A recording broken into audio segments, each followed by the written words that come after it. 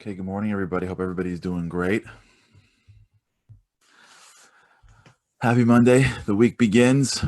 It's time for us to continue growing in all that we're trying to accomplish in the world. Thanks to those who are joining us for the first time. Andy is off today, so we've got an incredible person that is taking his spot. So Tal is jumping into this. Thanks so much, Tal, for what you're doing. I want to dedicate this show to a good friend of mine. Lost his father, Michael Finkelstein, who was on our trips. An incredible guy.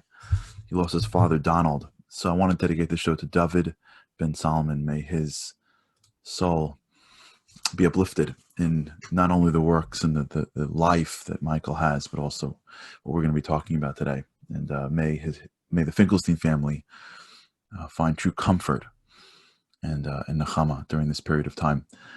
So we've been talking a lot about vision, about action, about finding something deeper. And in this whole process, there's one sort of key piece to this that I don't want to get lost. It's critical as we jump into this world of vision that we have to do it with a certain perspective. And if we miss this perspective, we may get lost entirely. Now, in the workbook that many of you have, you'll see that there's two different ways in which you work on your vision. One of them is your ideal day. Your ideal day is a way to sort of jump into the future and see your life there. And what that does is it gets away from the practical, it's not going to work-ness that blocks our thinking. Right? A lot of what blocks us in life is ourselves. This is some of the great work of a man named Daniel Kahneman, who speaks about the human bias and how bad we are really at predicting things, at understanding things, because we're very biased in our minds. He has a whole thing about how skewed interviews are. We don't appreciate them when someone walks into an interview with us and they look like us a little bit, or they came from our background, so they have something similar to us, or they fit what's in our brains for who the right person is. We don't realize just how much we sort of incline towards them, regardless of their capacity. And so bias is much stronger than we think. And we have to actively be discounting and doing things to put ourselves in positions where we are not allowing the bias to creep in. So that's why sometimes in great companies, they have multiple people that are interviewing things. Like, you're constantly should be checking yourself. There's so much that one should do to make sure that they're thinking clearly. You should never trust oneself when you're making a big decision that you can make it on your own. Now, one of the great biases that we have is the I can't bias. We know what we can do. We know what we can't do. And we look at our current world and we already determine that there's so much going on in our world that we can't do more. We can't possibly accomplish things. So the real goal of the vision of the ideal day, for those that do it and did it right, or you always do it, it's not right or wrong, right, is that you're supposed to leapfrog into the future. And when you do that, you sort of get rid of the bias of I can't do it, because it's in the future. And what that's going to do is clarify what you really want, which will bring out the bees that are inside you. And for those who are joining us the first time, thank you. You can go back to some of the episodes we did earlier to really, if you want, to really delve into some of these topics. The other exercise that we have in that book that we talk about is an exercise called the eulogy. Now, for some people, it's going to freak them out, so don't do it. Like, if this whole topic makes you queasy, just don't go near it. But for those people that are able to do these things, there's a very powerful exercise called writing your eulogy, where you write what you would want someone to say about you at your own eulogy. And I don't want to delve into it too much, because it's fairly self-explanatory. And if you want to go through it, it's in the workbook. But the goal there is something a little bit different. And this is what I want to talk about. The goal of the eulogy, the reason why King Solomon said that it is better to go to a house of mourning than a house of festivities, is because there's something very truthful that comes out into the world when one grapples with life and death. And the thing that comes out is the shedding of one's image. And this is something that, for those who read the book, we have a whole chapter dedicated just to this. That when you're thinking about your vision, when you're thinking about your ideal day, when you're thinking about your life, right? When we're in the world of projecting, when we're in the world of identifying the things that we want. Now, what's so critical, and I hope we can talk about this for a while until we like crack it open. What's so critical is that this soul that we have, it feels, it makes us, if you're attuned to it, you can sense it a little bit. It's in a different world, but if you're attuned to it, you can like almost sense it. And it demands something of us. It demands a certain life of us. And when we're not delivering for our soul, when we're not living in accordance with our core, we feel it. And it feels a little empty. And it feels like something's off. And the answer is not go do something. The answer is to start the process of thinking about it, of splitting the hairs of your life, of being attuned to what makes your soul feel full and what makes your soul feel empty.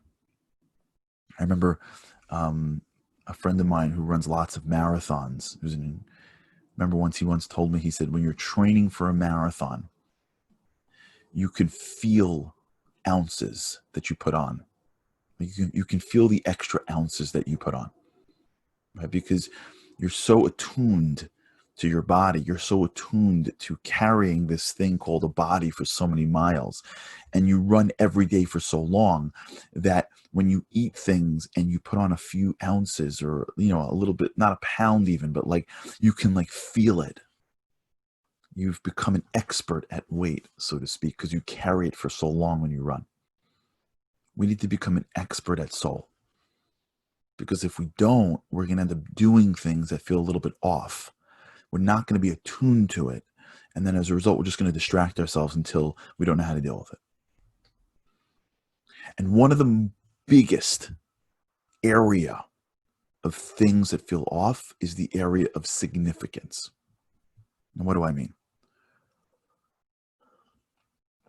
And this may take us a little bit to get to, but if you're with me so far for a while, I hope you stick with me. Stick with this. You'll see that we touch on topics and we leave them, we come back to them because it's concentric circles. But this is a critical topic with regards to all of what we're talking about, because if we don't talk about this, we're going to be off. So if you remember, we spoke a lot about the idea of survival and how the mind is geared towards our survival. Well, one of the most critical areas of survival is social acceptance. Think about it, right? If you're not accepted socially, you don't get the resources of society, right? If you're accepted socially, you feel like you'll be taken care of. You'll feel like you'll have the resources, you'll have the access that society has. So it's very much programmed within our survival brain to be able to be socially accepted, but it goes a little bit deeper in that our soul is incredibly valuable. We know it, we feel it, we can sense that there's something special about me. Those who feel like there's nothing special about them, they've conditioned them. Because if you look at 3-year-olds, they don't have complexes. When you look at little kids, they'll take on the world. They don't walk around going, I'm not enough. I'm not enough is what the world gives us when we compete for the same few things. When you compete for the A, or for the spot on the basketball team, or for the attention by friends, or the attention by when you start competing and somebody beats you, that's when you start feeling like you're not enough. But just oneself, there's a sense that we feel like we have value, because we do, because we're born with a piece of God, and that means that each and every one of us has built inside us something that is literally infinite. So as a result, we're being driven at a very deep place to achieve significance, to achieve some level of greatness, because we know it's inside us. So how do we do that? So if you remember, we have something called a brain, and the brain is neuroplastic. And neuroplastic means that wherever you are, you're learning about your environment. Your brain is already making connections no matter where it is. So wherever I go, my brain is figuring stuff out. So if I go to work in the morning, my brain is figuring out how do I get to work, and teaching itself how to get to work, and creating all this new neuroplasticity about what exit to get off, what button to press in the elevator, where to go when I get out of the hall. It's teaching itself. And so wherever you put yourself, your brain is already figuring out, with or without you realizing it, how to navigate that world. You move to a new neighborhood, you can't get around the block. You're there for a year, you just naturally go places. So if you have this real need to be socially accepted from your brain, if you have this deeper need of expressing your true value, and you have this concept called wherever you go, your brain figures it out, what it does is it creates this triangle of where we start to look around to understand our significance. So we don't know that we're naturally significant. That requires years of, or even months of, being subtly focused on your soul. So when you go into the world, you're not ready for that level of work. You're a kid. You're just operating in the world. And so what the world does is the world tells you, hey, we're going to tell you how to be significant. Now, since you desire it and since you need it, you're like, okay. And so when you start your life, depending on what environment you were put into, someone or something has been telling us this is significance. And we, whether we like it or we don't, incline towards it to some extent. So when you go through a world and you go to school, and school tells you these subjects are the significant subjects and these subjects are the extracurricular subjects, most people, now there could be some listening going like, I never had that feeling. Great. You're the exception to the rule. And that's wonderful. Most people, when they're in an environment, they want to be significant in that environment. And so they start to incline towards those subjects. They start to see themselves as being successful or not successful based on what the school determines are the most important things you need to know. They start to look around at their environment, and they start looking at the people. What do people do? Who are the most significant people in this environment, and what do they do? And those are the things that make me valuable, make me significant. So if I do those jobs, or if I have those things, if I buy what they buy, if I spend on what they spend on, if I say the things that they say, if I'm doing what other people are doing, if I'm accomplishing something at the pace of my life that everyone else gets it, then there's something right with me. And if I don't, then maybe I'm not as significant as I thought. And so what happens to us is that we are products of the environment that we're in. So for some people, the environment is academic success. And they don't care about how big their home is. They care about whether or not they're achieving a certain level of academic degrees and success. And if they fail at that, they feel like they're less. For some people, it's about wealth creation. And so who cares about academic success? School is just a means to find a job. For some people, it's about doing certain professions. For some people, it's in the area of religiosity. For some people, it's in the area of how one looks. Some people, it's sports. And it changes throughout your life. There are times in your life where sports were the most important thing in the world and you did everything to play sports. There are times in your life where schooling was the most important thing. You got to the best school. There are times in life where it's about, well, so many environments and micro environments, groups of friends, communities that one lives in, circles that one hangs out in, starts to give us subtle clues as to what are the things that we should be going for? What are the things that are the most significant things of our society to go for? And what we want is to be significant. What we want is to be successful. And so without realizing it, one of the things that we put in our world are the things that everybody else wants for us.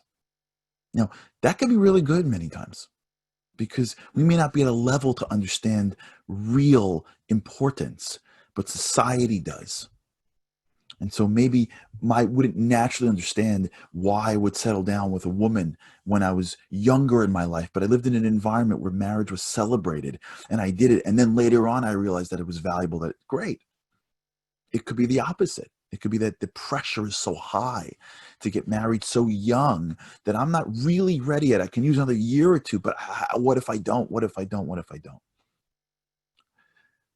But wherever we are, we have to recognize the true significance doesn't come from what society tells us it does.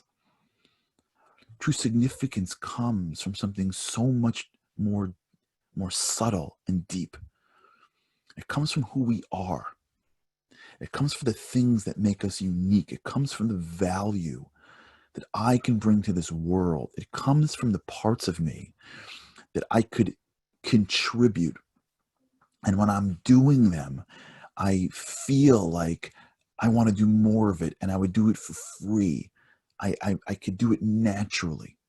This happens a lot of times with people that want to be home with their children. I know this happens all the time, men and women, but it happens much more for women. They want to spend more time with their children, but their society somehow tells them that spending more time at home and somehow foregoing the career is a negative part of one's life. And there's a pressure to do things that they don't deep down want to do.